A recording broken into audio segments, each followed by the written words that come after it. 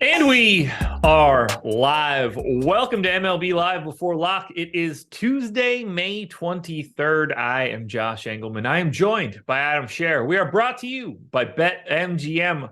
10-game MLB slate that we can talk about for today. Lots of good stuff leading us into NBA Live Before Lock, which might be the final NBA Live Before Lock for over a week. But I think the Boston Celtics are going to go out there, smack the Heat around today, smack the Heat around again on Thursday, and then we have a real conversation. But I've also gotten the first 3 games wrong, so why listen to me? Hit the like button, subscribe to the channel, hit the notification bell so you know when everything goes live. Follow Adam and I on Twitter. Our Twitter handles below our bodies. Adam, what's up? Yeah, I was going to ask you how you think the rest of that series plays out. So I had this conversation with Laffy a little bit.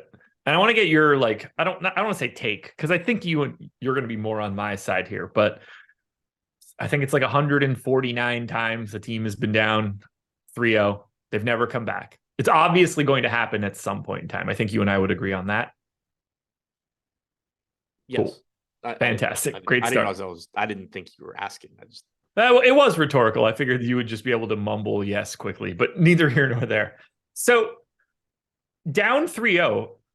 None of the teams that are the team that actually does come back, it's not like that team's going to look good before it happens. Everybody's going to be on their last legs. It's going to look like shit because they just got beat 3 times in a row.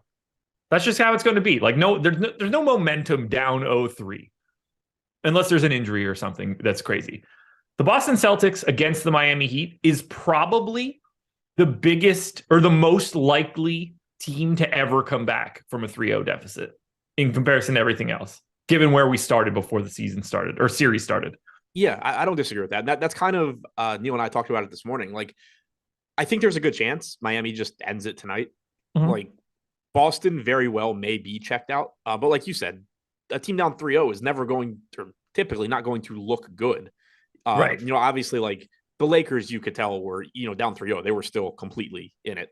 Yeah. The Celtics may just be like, you know, screw Missoula. We're done. Like this, we don't really care. Like that's entirely possible. But if they win this game, they are a big favorite next game. Yeah. And having been a Caps fan in the 2010s, I realize how quickly a 3-0 lead can shift, where you lose the 3-1 game on the road. And then it's like, okay, we have to win this at home, because if we don't, we are completely screwed. And all that pressure kicks in. So like, yes, it's obviously very, very tough to win 4 games in a row. Nobody's done it, whatever. You get the series to 3-2 and all of the pressure is gone. Yes. Or all the pressure is on Miami. Like, obviously, if I'm betting my life on anything, I'm taking Miami like a lot. But this will happen at some point in time where everybody's like, this team has no chance. And like, yeah, Boston has a very minimal chance to save this at all. But if they pick up today, it gets real squirrely with 2 out of the next 3 at home as a team that is, by all accounts, significantly more talented than the Miami Heat. Right. I kind of think either Boston gets, and obviously there are outcomes in between, that goes without saying, but like, I think either Boston kind of just gets stomped today, or Boston wins the series. I don't think that's the craziest take. Can you imagine if they gacked it away in Game 7? That would be wild. What a series that would be to watch. That would kind of feel like what the Sixers did. For the most part, yeah. Like, obviously not to the extreme, but, you know, the Sixers got it to where it was just like, oh, like this, we have this series. I mean, I hope Boston comes out there and shows something. I don't have a great feel. Like, they certainly laid an egg in Game 3, and I don't know if you can come back for that. I don't know what that ends up looking like, but and I mean, and also I haven't watched a single second of the series, so every one of my takes is just based on seeing highlights on Twitter / seeing people that I care about their opinions on Twitter. Well, the people that are going to give you the takes that have seen it are all going to be giving some really bad eye test type nonsense. That's just how it's going to be. Like, we know, I don't want to say look, even today, based on the line, the Boston Celtics are the better basketball team than the Miami Heat. I think the Heat, it was -1.5 for the Heat last I looked. That's not enough to offset home court advantage. Right. They're still saying the Boston's better 4 games in, down 3-0. So, I don't know. It's fun. I'm excited. Look, so like Hannah, I'm just saying this because I see you say it. Celtics had no life in this series. True. But I think that we would say that about every single team that's been down 3-0 and have, hold on. I don't mean it like unequivocally, just that like there's no expectation of any team down 3-0 to come back. We're always going to be like, well, that doesn't look like a great scenario for team X. Right. The difference, though, and I mean, it showed up this year because you had the Lakers, too. Like, the way people were talking about the Lakers versus the way they're talking about the Celtics, both being down 3-0, completely different. It is, but like, I think that's just bad discourse, too. I mean, I also think that it just, even from quotes coming from the Celtics, it kind of seems like there's shit going on there that wasn't going on with the Lakers. Yeah, but like at the same time, we're looking at a Celtics team that in Game 2 was 90% to win the game in the middle of the 4th quarter. Like, you can't just like pick the spots where that happens. They just had they had a shitty 4th quarter there. They very easily win that game. Game 1, just if it needs to be talked about. Miami won that game by 7 points. At one point in time in the second half, Boston was 80-something% to win that game. Like, it wasn't just a straight drubbing. And I'm mostly just like, and you won't be surprised by this, I want Boston to come back for all of the people that like talk in absolutes. Yeah, I mean, those people being wrong is always excellent. Yeah. Our boy Jorge hit us with a super chat right out of the gate. Favorite low-owned stacks and pitchers. I feel like you're preempting my entire show by hitting us with that question right out of the gate. But because you're you, you get to cut the line a little bit. If you were a random question, I would put you on ice until 6:55, and then we would answer it. But I think we got to answer Jorge for the amount of like memberships and stuff he gifts in chat, and for his wins and things that he's tweeted out. We got to go to Jorge quickly. So, do you see a low-owned stack today on DraftKings? I assume DraftKings that you think stands out as someone you want to get to a little bit more. Colorado? I mean, they're 4% owned. I realize they're in cores, but like that has to count, right? Yep. I mean, we're going to have a way bigger conversation about that because it's sort of breaking everything that I have on my screen for my stuff. So we'll talk that through, but I agree. Yes, Colorado. Do you have a pitcher that's not pulling much ownership that you feel the same way about? So my answer was going to be Rodriguez, but his ownership is like doubled or tripled since this morning. Okay.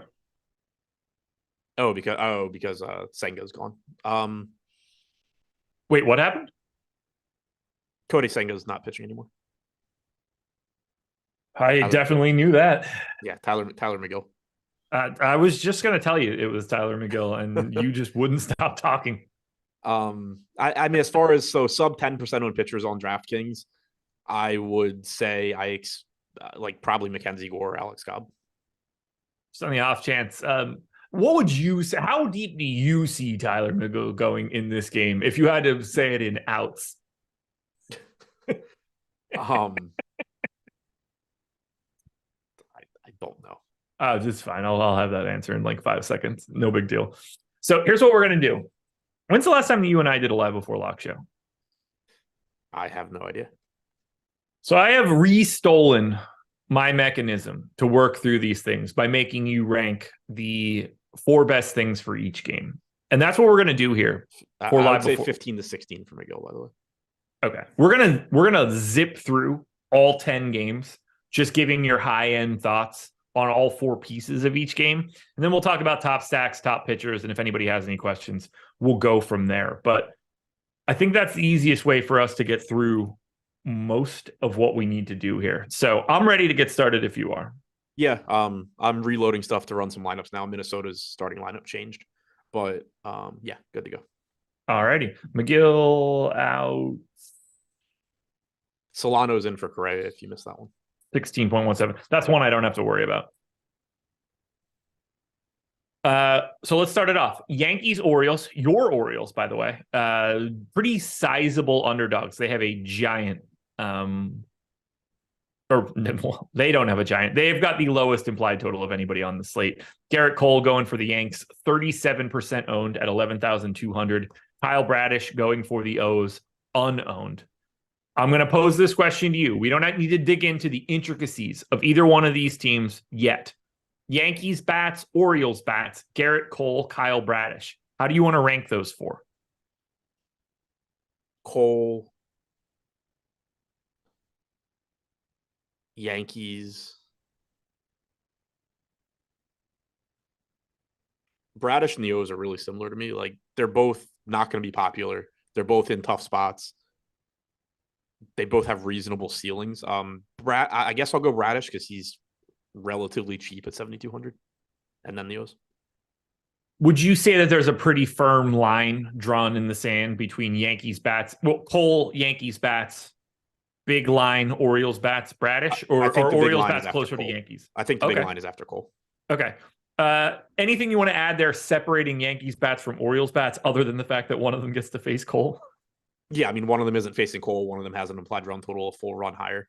Bradish hasn't been bad or anything, but he's also not Garrett Cole. Do you see yourself getting to any Bradish? Probably not. He's getting 2% ownership, 8% chance of being a top 2 pitcher. I just don't think you're going to end up in that price range all that much. We do have 4 guys on DraftKings north of 10K. You also have a pretty strong, like, 8K to 9,500 range with Rodriguez, Gore, and Cobb in terms of talent. And then you have Brian Bayo, who's talented, cheap, in a tough spot. You have Gonzalez, who's not talented, cheap, in a great spot. Like, you're probably going to just save money off of Bradish and go to either Bayo or Gonzalez in most lineups if you are paying down. So it kind of just becomes a tough price point to get to. Okay. we got to work our way through Ace of Spades, DK Tiers question. Ace of Spades, loyal fan of the show, puts out a DK Tiers question pretty regularly. I can't think of anything more death than talking tiers in baseball because this is as hard as it gets. I'm going to hit you with this.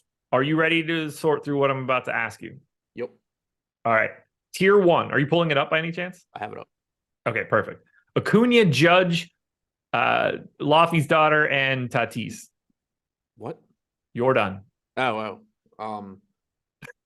Alvarez. Okay. Judge. Back to Alvarez. I'm going to go Alvarez. Tatis. I don't know. I'm just naming people now. Fuck it. All right. Mullins, Betts, Trout, Soto, Ohtani. Soto. Is it wild to you that it's not Trout? I mean, it's one of the two. Like, I just went platoon advantage. It's just wild to me to see Trout be in the second tier. Well, to be fair, this tier is. Oh, really, yeah. I don't want to say that it's not loaded, but like it's kind of surprising for him to not just be like a permanent fixture of T1. Yeah. Okay. Well, I mean, he has been around for a decade plus. All right. Will Smith, Estrada, Devers, Rodriguez, Tucker, or Arias?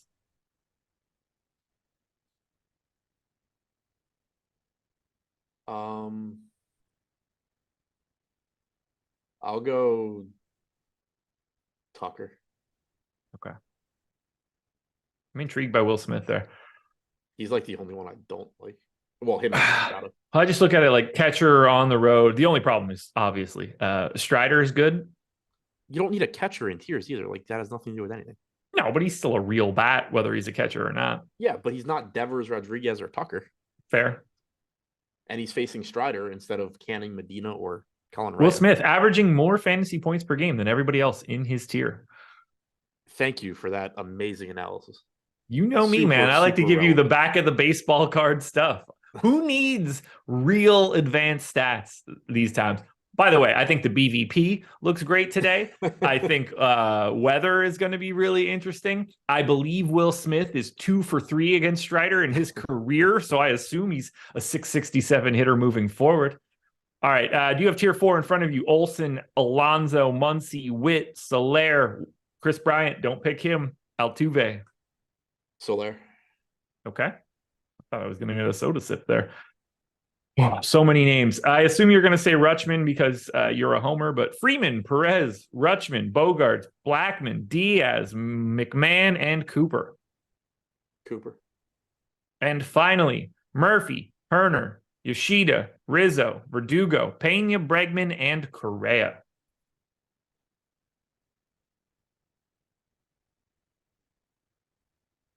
This one's kind of tough. Is it? That's Rizzo, right?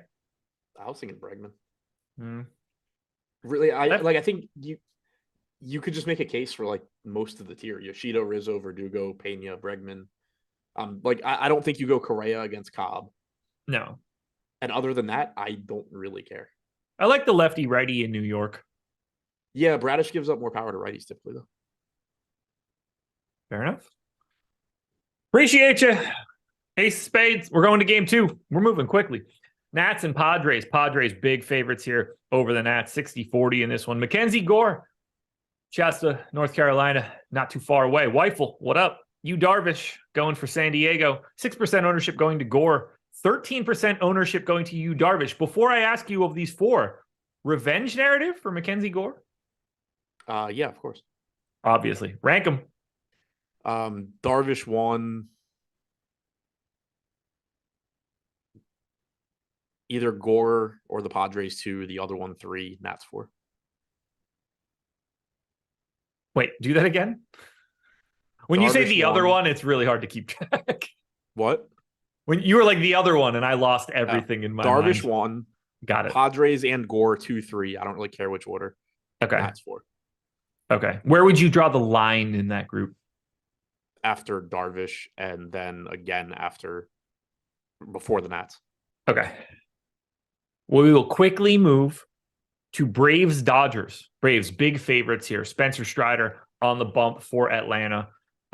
You don't get a lot of situations where teams are massive favorites against the Dodgers, but this is one of them. 40+% ownership coming into Spencer Strider. Bobby Miller on the hill for the Dodgers, which I'm not going to lie, just whether he's good, bad, has the pedigree, that sounds like a creative player. He just sounds like he was generated in your season because they ran out of bodies or something. He's 12% owned. He's 5,200. Strider, on the other hand, is 12,300. Can we stop labeling Spencer Strider as a relief pitcher? Why does that happen? I don't know, but it's crazy. Oh, he's a $12,300 reliever today. That's what we're saying, DK. Well played. Rank at least it stopped messing up their pricing. Fair. Because it's so comically incorrect. Yeah, like he worked out of the bullpen at the start of last year. Oh my God. What's the qualification? Like, that's clearly not a thing that they update. Yeah, I have no idea. They're like, oh, he threw out of the bullpen the first time? That dude's a reliever forever. Rank them. Strider, Braves, Miller, Dodgers.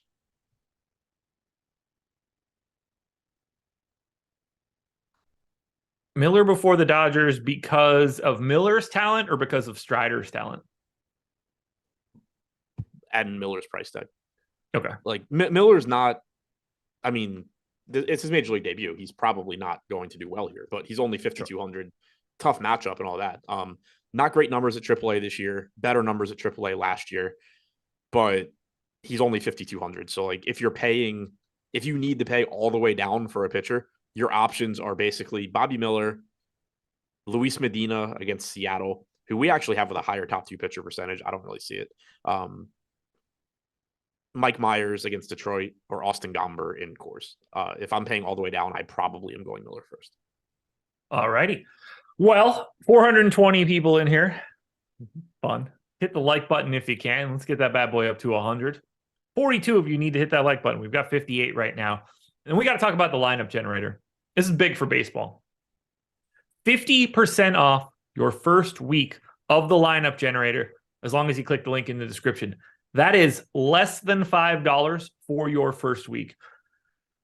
We're covering everything for you. So we're going to handle all the creation of the lineups on the back end. You don't have to worry about any of that stuff. And when we create thousands and thousands of different combinations of lineups, we're going to get rid of the ones that you shouldn't play right out of the gate. We're going to present the rest to you.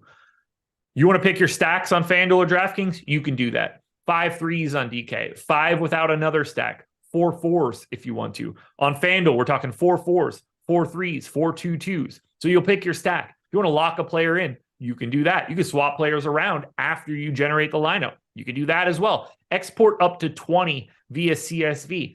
There's not going to be a way in this entire industry that you'll be able to get incrementally better at DFS than using our lineup generator. We're handling a lot of work on the back end, and we're sort of presenting to you the best case scenario for everything. So if you're looking for a large field GPP lineup, maybe you pick a contrarian build. If you're in a smaller field contest, maybe you go for a chalky build or at the very least a balanced build. Those will be up to you. But you can do all of this stuff for less than $5 for your first week. That's worth the trial. Worst case scenario, at the end of this week, if you hate it, you just cancel, you're out $4.48.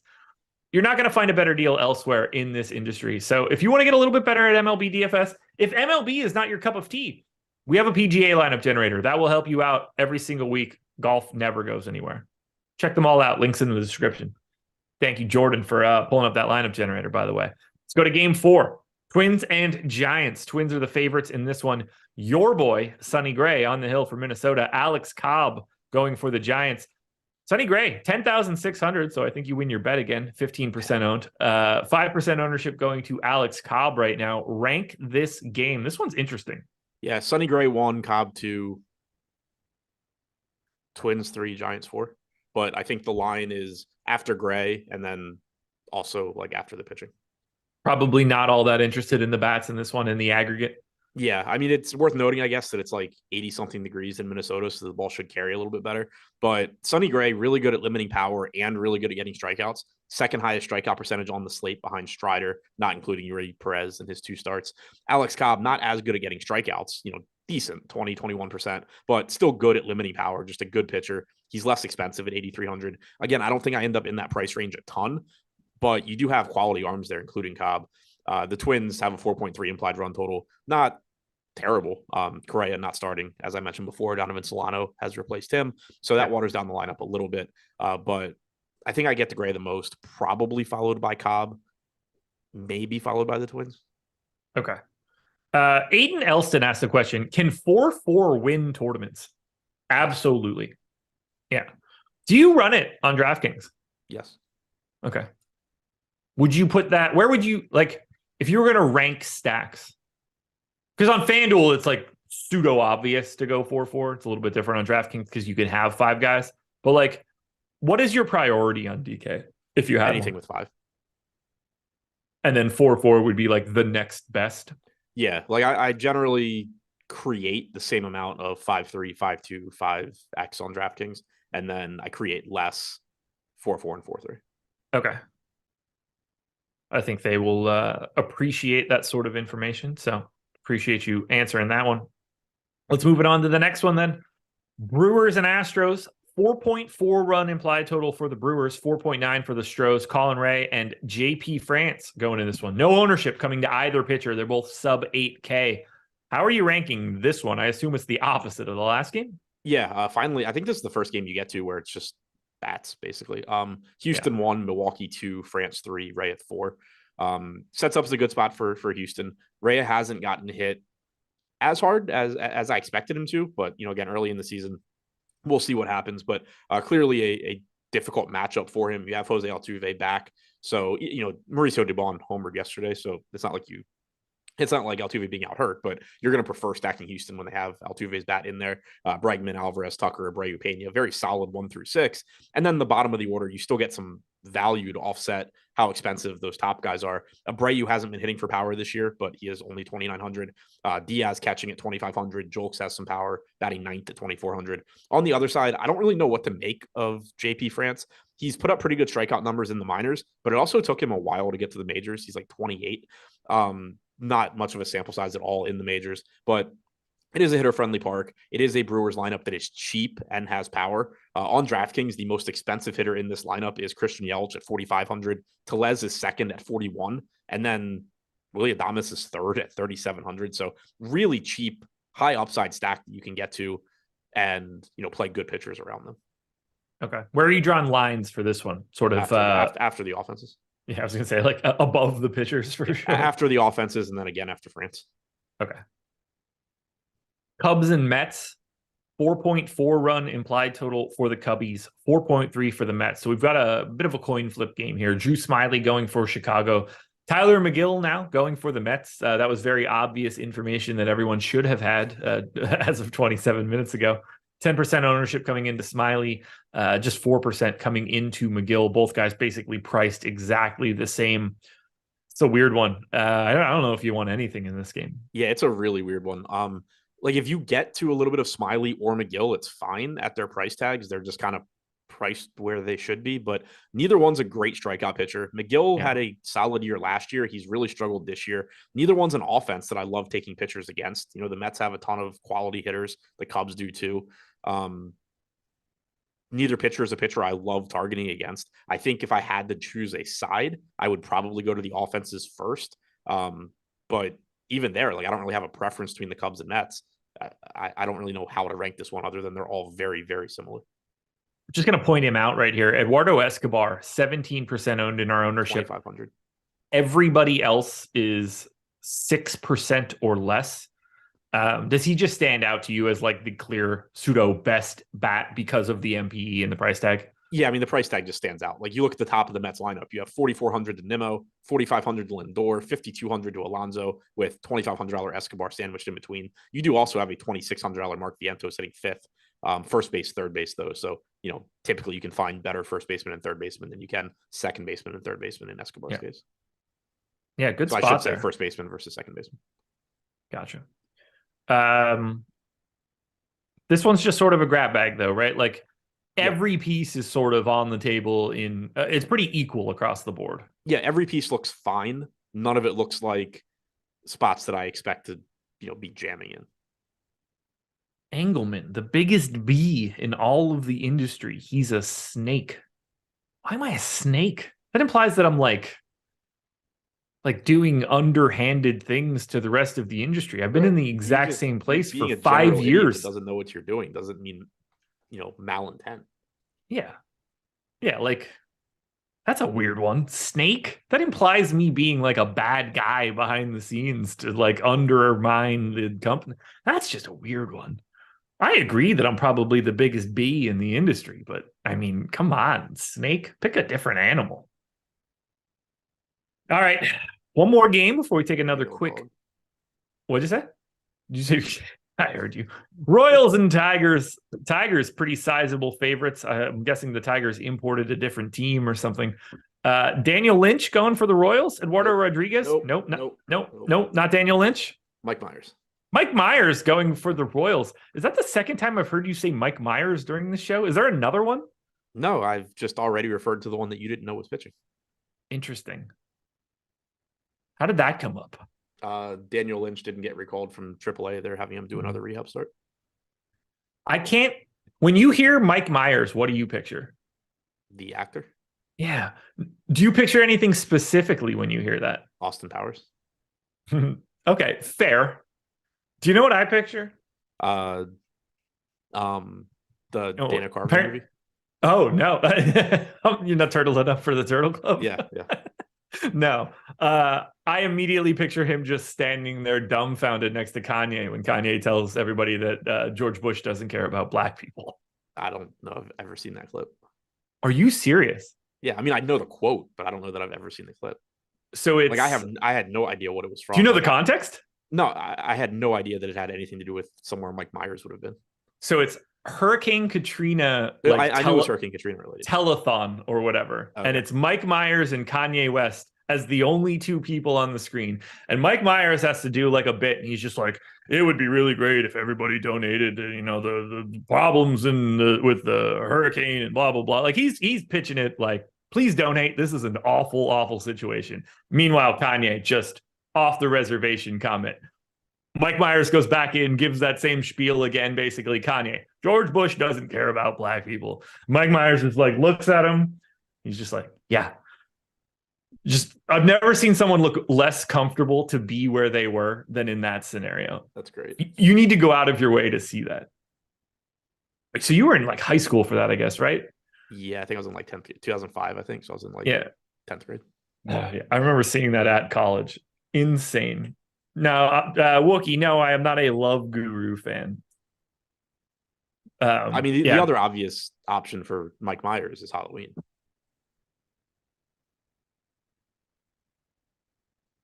Is it? He's in Halloween?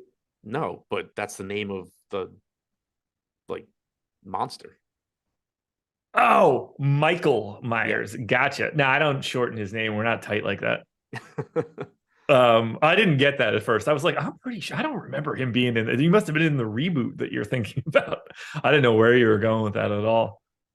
Yeah, okay, there goes Wookie's on it right there. Yeah, you need to go out of your way to watch that clip. It is amazing. You look back at it and you're just like, oh shit, he was gonna say some ridiculous stuff even 20 years later. Like we should have saw this one coming. 2005 Kanye. We didn't know yet. He jumped right out of the gates and we just ignored it. So whoever's pitching for the Royals, Eduardo Rodriguez, Royals and Tigers, rank them. Tigers, Rodriguez, Royals, Myers. Rodriguez has been really good this year, and I do buy into it a bit. This is somebody that's had plenty of success in the past, had some health issues, had some injuries over the last couple of years. He's performed really well this year, striking out 24.5% of hitters, 3.23 FIP, if I remember correctly, somewhere in that park. Good pitcher's park. Not a priority on this slate, given the quality of some of the other pitching options, but he does look pretty good. On the Tigers side, you just have a cheap stack again with a 4.7 implied run total. Came down a little bit since this morning, since they replaced Daniel Lynch with Mike Myers, but still a pretty appealing spot to get to when you factor in salaries and the upside that they offer. Is it Myers? What? Is it Myers or is it Mayers? It's Myers. Did anybody tell him that he spells his name wrong? because that's an A as the second letter. Why are we calling that an I now? Are you right? Are you right? Or are you right the way that you think you're normally right? I'm 100% right. Oh, this is going to be great. Come on, baseball reference. What do we got? Myers, sons of bitches. I would have given a lot for that to come up as Mayers right now. No, for I mean, like all I of knew your I was right. Like Sandy Alcantara nonsense. He's been around for a while. I have already looked up how to pronounce it. Why would that matter to you? You get Sandy Alcantara's name wrong every single time you say it, and he's been around for ages. I don't remember how to say it anymore because you say it wrong so often that I can't remember the correct pronunciation. Alcantara. Alcantara. Yeah, no, those final two syllables aren't one syllable. Watch a Marlins game. Ooh, Josh being petty like a woman again. We're not allowed to say that in 2023. Maybe I am a woman today. You have no idea how I identified. Ugh, rude. All right. We got to talk about the sponsor of this show first and foremost. You guys got to hit that like button. What'd you say? So I'm sure they're thrilled with that lead in. Well, they should be because this is an incredible deal. Look, if you don't like it because the way I told it to you guys, that's on you. But you can get $1,000 back in bet credits and 1 month of Stochastic Plus Platinum. And all you have to do is sign up for BetMGM. They are the sponsor of this show. You guys should do that regardless of my thought process. This deal is exceptional for you guys. So let's just start here. Even if you didn't get anything back in bet credits, 1 month of Stochastic Plus Platinum is over $100 in value. If you're in a legal betting state and you haven't signed up at BetMGM yet, you are leaving a lot on the table. But the biggie here, your first bet, you should make it a pretty big one because if it wins, you just move forward with that money in your account. Nothing that we have going on matters then. You just have that money, do whatever you want with it. If you happen to lose your first bet, though, you're going to get paid back up to $1,000 in bet credits. So you get to run through it again. My recommendation, take a decent underdog and put a pretty sizable chunk of change on it right out of the gate because let's just say that they're 30% to win. You're 30% to just more than double your money and not have any qualifications for it after that. It's an absolute no-brainer for you guys. Now, you need to deposit at least $10. This will all settle out after your first paid bet. But guys, for $100+ value in Stochastic sub and up to $1,000 in bet credits, you will not find better deals anywhere else in this industry. Now is the time to take advantage. I'm going to talk to you a little bit about BetPro in like 15 minutes, maybe even less than that. You're going to want to get in on BetPro too, because free trials are going out the window. And if you don't have that, you're going to be kind of bummed. Get them both if you can. The legal age for gambling in most states is 21 or over. And if you or someone you know has a gambling problem, please call 1-800-GAMBLER. I couldn't imagine dialing that number. Rockies and Marlins. Obviously, big time run totals here in course. 5.4, 5.8 for Rockies and Marlins. Austin Gomber and Yuri Perez going here. I swear if you tell me that one of those pitchers aren't going, it won't matter at all to me because we're not rostering those guys. What do you like here? Rank them. Marlins 1, Rockies 2, Perez 3, Gomber somewhere at the bottom of a cliff. Jamie Moore, thanks for the super chat. Donating for Adam dunking all over Josh today. I haven't even been trying, so it's been pretty easy. John says we need a show with Josh and Randone, the dynamic duo. Wrong site, but I don't know who I'd least want to do a show with out of those two. You know the answer. Stop lying for chat. If you want to watch the old ones, they're probably still on our show. If you want to watch me roll my eyes a lot, you'll probably have a great time watching those shows. I wasn't handing out a lot of roses at that time. I had a little bit more self-respect. Did you rank these things? Yes. Any situation where you're going to Gomber or Perez? You can make a case for Perez just based on talent. If this were yesterday or the day before his pitching slate, I probably would be going to Perez. I played like 20 or 25% Cabrera yesterday, but I don't think this is a slate you really need to do it. You have cheap options that aren't great, but also that aren't pitching in cores. You have plenty of guys to pay up for. So, I mean, Perez is talented. He's one of the top pitching prospects in baseball, 33% K rate through his first couple of starts, but just Still probably not somebody you need to get to here. I don't really see any case for Gomber. All righty. Angels and Red Sox. Basically a coin flip game, pretty sizable run totals. Griffin Canning going for the Angels, Brian Bello going for the Red Sox. Bello grabbing. I know. Okay, we said Bello. So did I? Yep. I think I said it Bello as the second time. As weird as that sounds. As I was correcting you, you said Bello. Okay. Did I beat you to it? Same time. Okay, so I beat you to it. Bello pulling a little bit of ownership at 6,300. Canning also quite cheap at 6,800. Rank these pieces because I think where Bello goes in both of these stacks is very interesting. I think it's a really tough one to rank. It kind of depends on like what you need in a given lineup. I think Canning is last. I don't love Bello here. It's a favorable hitter's park. You have a nearly 4.8 implied run total for the Angels. You have a solid Angels lineup with Trout, Ohtani. Moniak has been hitting pretty well since coming back. Former number 1 overall pick. The pedigree is there. Renfroe has power. Jared Walsh, I have no idea what he is. He was bad last year. He was good in previous years. Drury, we know, was solid. So it's not a spot where I have a lot of confidence in Bello. But if you do need to pay down for pitching, he is probably the most talented, like sub 65 or sub 7K guy. He's certainly more talented than Marco Gonzalez. He has a hell of a lot worse matchup than Marco Gonzalez. But if you have to pay down, I'm fine getting to Bello, but I prefer getting to the offenses here in this park if I can. Okay, two things. Moniak, he wasn't like a real number 1 overall, was he? Was that a signing thing? Partially, if I remember. Okay. That's the way that I was trying to remember it in my head. Not that I was disagreeing with you, but I felt like they took him because they had something else later for savings. I could be wrong too. But he was a high school guy. I'm pretty sure. He was. Like I think he signed for like $6 million or something. Yeah, I don't. That's just the way that it was in my head. Yeah, it was. So yeah, he signed for $6.1 million. The only reason I know that is within one of the last couple of days, I was watching an Angels game, and I had that same thought. Like I thought he was a saving money thing, but he signed for $6 million. Who am I picturing then? Is there somebody else with like MM initials that isn't Mickey Mantle? Red Sox, maybe? Marcelo Meyer? No. I don't know. Not that it matters. We're going to hit this one again for Mr. Snake Guy. Ask Fast Eddie Fear why Josh is a snake. Oh, good. I have no comment. I would love to. I assume the answer would be he's not. If I asked that question, yeah. I don't know. That's a weird one.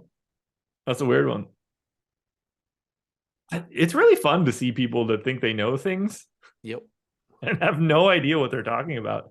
Not Moustakis either, but congrats on everybody. Not Manny Machado either. We're getting a lot of MM alliteration guys. That's not who I'm thinking of. Yeah, I kind of would like to know who it is too, because like I was thinking the same thing about Moniak. Maybe he was just like a surprise pick, but okay. So that was Senzel, Ian Anderson, Riley Pint. No, so like I don't know who I'm. Yeah, picturing none there. of those guys were supposed to. He went for 6.1. So Senzel went for 6.2 and went second. Everybody else was down in the 4s. Did the Phillies have another pick? No, they didn't have another pick in the top 40. So I think I'm thinking of somebody else. Not Max Muncy, not Minnie Winoso, you bastards. Not Matt Murdock. No, he plays still. Is he on the Padres or some shit now? Who? The person that is in my mind that was the discount signing for later. Are you sure he was a number 1 pick?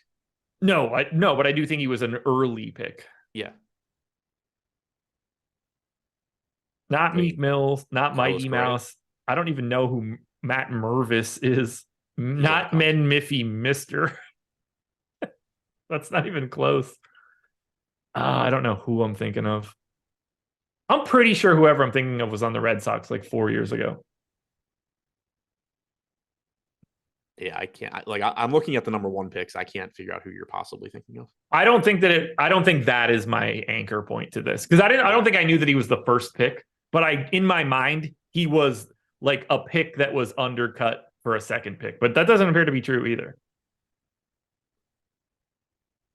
Mega Man, Marshall Mathers. I mean, we're going nowhere with chat. You guys are absolutely no help whatsoever.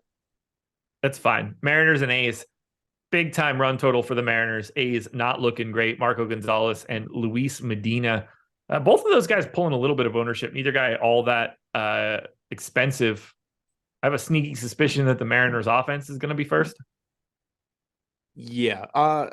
This one's kind of like the Angels and Red Sox game. It sort of depends on what you need. I prefer getting to the Mariners than Marco Gonzalez, but if you do need to pay down for pitching and you don't want to go to a guy making his major league debut against the Braves, or Medina facing the Mariners, or Bayo facing the Angels, Gonzalez is that like quote unquote safe pick that actually isn't really that safe because he doesn't strike anybody out. But the A's have like a 3.3 or 3.4 implied run total in a pitcher's park. So Gonzalez does project reasonably well for his salary, but certainly more excited about getting to Mariners bats. All right, chat. I'm going for more help here. I feel like the person that I'm thinking of went to LSU. Alex Bregman? Matuk. Mikey Matuk. Where did he didn't go that early, did he? I don't know, but that's who was in my mind. He went to like the Tigers. Yeah. But I'm almost positive that's who's in my brain. I'm not saying that my brain was right. I'm just saying that's where my mind was going. 31st overall in 2011 to Tampa Bay. Okay. He could have been the guy that got the bag for somebody else taking the sandbag at the top too. That's possible. You know what I mean? All right. We've made it through all 10 games. We got about 15 minutes to go before we get to the top of the hour. 97 likes, 500 people. Hit the like button, folks. We should be up over 100 by now. That will help us out tremendously. This is a big one right now, folks. We got to talk about BetPro. Adam, you are well-versed in BetPro, I believe. I am. Still churning out a BetPro video 5 days a week, 6 days a week? 5 days a week, yeah. Okay. That's what I like to hear. So BetPro's changing up the game a little bit. We don't have the same sort of deal moving forward that we're going to be having because last day for a free week trial of BetPro is today.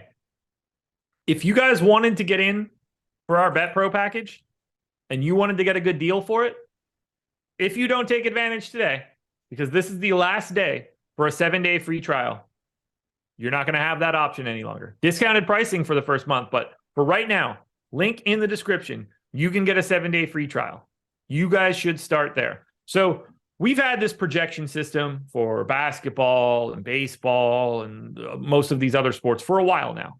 NHL, we've had them for years. We're now applying them to sports betting. So the models that were built by Alex Baker, Osimo, Steve Buzzard, DeColts, Shanzon, who's Shanzon. We've taken those models that we've built, we've applied them to all of the sports betting that exists now. We're doubling up on everything that we've got. BetPro's been great. It's been fantastic. Positive ROI for the life of it. It's aligned, going upwards, building you guys a bankroll. You get expected value and win rates, the amount of your bankroll that we think you should put on each one of the bets. You get Adam's content as well on the Odd Shopper channel, giving you the goods. All of this exists for you guys based off of a model that we've been using as a company successfully for multiple years. You guys should take advantage of this now. But if you were ever thinking about doing it, right now is the time to do it because this is your last opportunity to get a free trial for BetPro. This is it. If you try to do this tomorrow, you are going to fail. Last day for a 7-day free trial is today. Take advantage. Click the link in the description or what I would assume in chat. So now let's sum it all up. We've zipped through 10 games pretty quickly. We did get Bobby B's with his member message. Member for 6 months. Smiley and Tucker or Bayo and Alvarez. Thanks, guys. Much love. Probably Bayo Alvarez, but I think those are pretty similar. So do I. Bayo's got a little bit more strikeout upside, and Alvarez, I like a little bit more than Tucker, but pretty close. Okay, so when you're looking at stacks for today, what is your number one priority? Who is the best stack to you? I mean, there's a lot of ways you can look at that. Like Miami. Answer that however you would like. I mean, Miami's the most likely to succeed. They're also really popular. I don't know yet who I'm actually playing. I still like the way Colorado looks. I like the way Houston looks. I think Colorado is the one. Yeah, I mean, they're going to end up being let's talk about it. They're going to end up being 10% owned. Okay. Instead of 4. That was what I wanted to say. They came out of my stuff at about 12% top stack, second overall.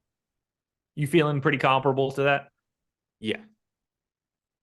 If they're 4% owned, they're unequivocally the best team to get to today, right? In terms of like maximizing your chance of winning money. Yeah. Again, like it's a tough matchup against Perez, but you've got a guy making his 3rd major league start in Coors Field, and you have a 5.3 implied run total and no ownership. But like, this is just, to me, it stands out as that spot where people have gotten good at tournaments, and with the ownership projections where they are, so many players are going to just have Colorado pushed up in how they build their lineups, that Colorado is just going to get more ownership. Is it wild to think that like 3 years ago, you would have just been able to smash the Rockies in this spot? Yeah, it's kind of frustrating. Yeah, it is. I will say though, like, if it helps though, you're just going to have a really good ROI either way. Yeah. I will say, I'm still building lineups in Fantasy Cruncher, but looking at those lineups, Colorado is coming in around like 6-7%, like most of the Colorado players. Okay. So maybe, but like, I just think that there's so many players are going to use those ownership projections and force in more Colorado. How do you want to manage a team like the Marlins today, who are, pretty big in top stack odds, but also pulling a very reasonable amount of ownership in comparison? I typically end up getting a decent amount of them in terms of just like raw exposure, but not normally as much as the field is projected for. Also using them as like mini stacks if you're going to some lower owned full stacks. How do you want to manage a team like the Tigers, second in ownership right now, largely because of the fact that they are a free square? Does that ownership work for you, or is that something you just run away from? The ownership scares me a little bit, just because it is the Tigers. It's not like the other day where you were getting them in a similar spot, but at very low ownership. I think here you can find some other teams to get to that are similar to succeed. A lot of, the thing is how cheap they are, but a lot of the good stacks also have cheap players you can mix in. Yeah, like when I look at them, to me, that's just the immediate team that I'm going to try to avoid. Like, it's just too much ownership. If you need to find value elsewhere, you can find the half step behind the Tigers and get the same sort of principle with none of that ownership. I'm surprised to see that number be as high. I also wouldn't be surprised to see that come in a little bit lower. We got to create that ownership for the Rockies coming from somewhere. Yeah. Who's slipping through the cracks? Who stands out to you that like isn't really getting talked about? Still Colorado. Assuming we're right. Atlanta against the guy making his major league debut at 4% ownership. Yeah, I got no qualms there. I got the Padres and Red Sox standing out based on their current ownership. I was going to say the Angels against the popular Bayo at 3% owned. Yeah, that does create a situation where you can find a little like additional leverage baked into pitcher ownership. Anybody pulling a bunch of ownership other than I guess the ownership is flat enough that there's not a team that you hate because of ownership that we haven't talked about, right? Right. I assume that would be the Tigers, I guess. Yeah, we already talked about them. So talk to me about pitching then. Strider is 12,300, which you can tell me that in the past couple of days we've had prices like that, but that feels like one of the more expensive starting pitcher prices that we've seen in a while. Yeah, he's been up there recently, but the thing is, DraftKings was aggressive on their pricing today for pitching, but there's still so many cheap hitters that it doesn't make that big of a difference. Yeah. Like you can still stack the Marlins with in the lineup generator this morning was showing up, like you can stack the Marlins with Garrett Cole and Yu Darvish, both north of 10K, Cole north of 11. Obviously, you don't have to change too much to get the Strider at that point. So it's still, it's better than when they were 10K and hitter pricing sucked, but it's still pretty easy to just play whatever you want. I'm asking you this question because I do think that it's a real question. I just don't know what you're going to say when I ask you it. So it is different in our top stack tool or top pitcher tool. Is Strider ahead of Cole for you? Yes. Even with the ownership and the increased price? Yes. Okay. How do you feel about Cole? Fine. I don't love the matchup against Baltimore, but like he's still a good pitcher. Should we be able to take you seriously with that giant Baltimore Oriole on your head right now? Yeah, I mean, I'll be happy if I don't get to a lot of him, but I like Cole. I just think Strider's on another level. Like Cole's striking out 26% of hitters, 27% of hitters this year. Strider's striking out 42%. Yes, the Dodgers are a really good team, but the strikeout stuff isn't really comparable. It is weird for like, I understand what you're saying, and I don't disagree with you at all. It is weird to reference Garrett Cole's strikeout rate being like 27% as like a negative. Well, yeah, I mean, the only people that strike guys out like Strider, the only other starter that strikes hitters out like Strider is DeGrom. Yeah. Yeah, like, because in any other day, you're like 27% strikeout rate. Awesome. Right. And Cole's down a little bit this year. Like he's behind Sonny Gray. He's behind somebody else that I'm blanking. Mackenzie Gore. Love Mackenzie Gore. Do everything you can, Mackenzie. All right. Jamie Moore, super chat. Does Chalky ignore, follow, or ownership in lineup generator? I don't know what that means.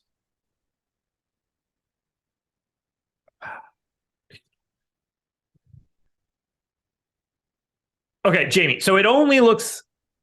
Okay, so I appreciate your follow-up there.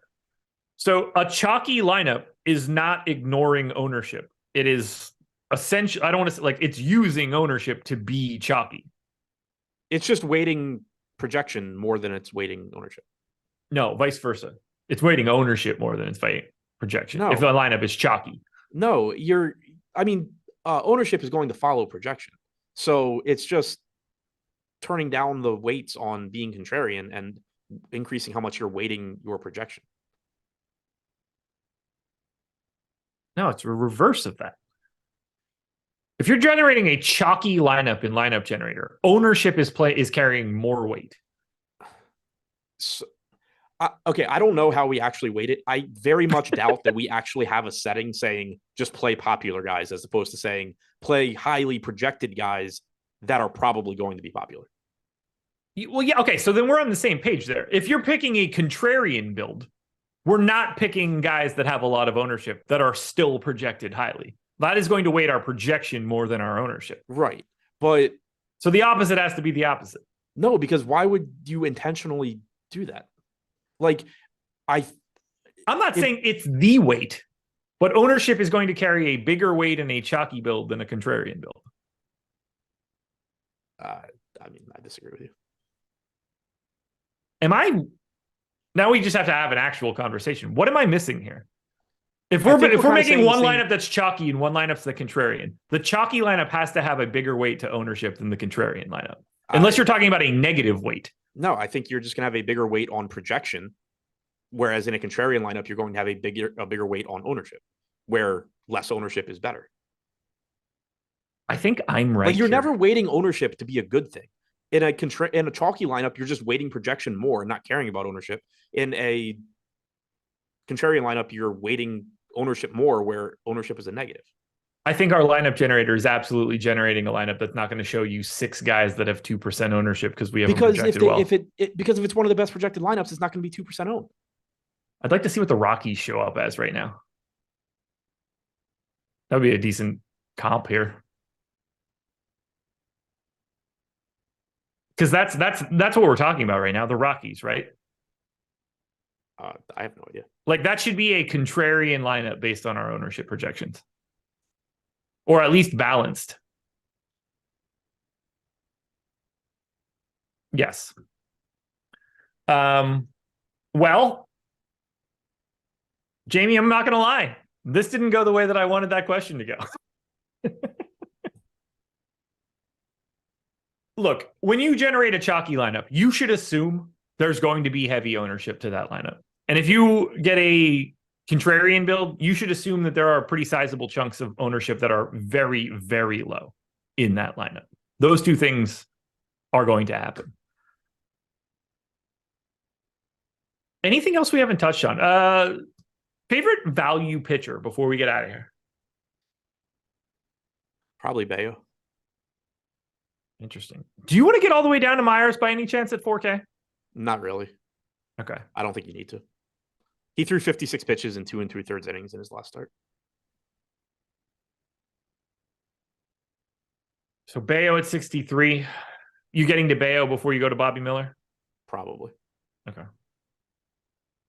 Top 2 late game pitchers, and then we're going to get out of here. That's a super chat from B. I don't even know what time games start. And what qualifies as? I mean, are we talking the 2-game late slate? Because in that case, Bayo and Gonzalez. Even if we're going to include Rockies Marlins, it's not going to be the Rockies and the Marlins guys. I mean, so you can throw Yuri Perez into a conversation with Marco Gonzalez. He is a lot better. Right, but like we're taking Bayo full stop. Sure. If we're only choosing out of those 3 games. Please don't tell your dad to sue me. Who's my dad? Chat's on one today on just like assumptions of me that are not even remotely close. Please don't tell your dad to sue me. I don't even know who you mean. Unless my dad's Tom in this case, at which point I hope he sues you. Anyway, folks, we done here. BetMGM, sponsor of this show. NBA Live Before Lock coming up next. Good luck to everybody for today's slate. Good luck to the Boston Celtics. Pick up the dub. We will talk to you later. Enjoy tonight's MLB slate, folks. Peace.